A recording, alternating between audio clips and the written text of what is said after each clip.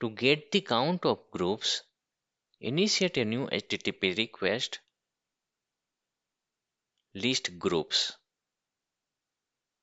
Use the URL https://graph.microsoft.com/v1.0/groups. In the header, include content type set to application JSON. Authorization with barrier token.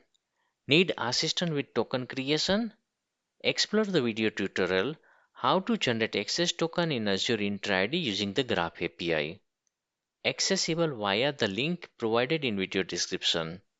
Click the send button to execute the request. This will retrieve all the groups present in tenant. Enhance the URL by adding count equal to true and include consistency level with the value eventual in the header. This change ensures that the response includes a count of groups. I hope this video was helpful to you. Please give it a like, subscribe to the channel, and let us know your thoughts in the comment. Thank you for watching.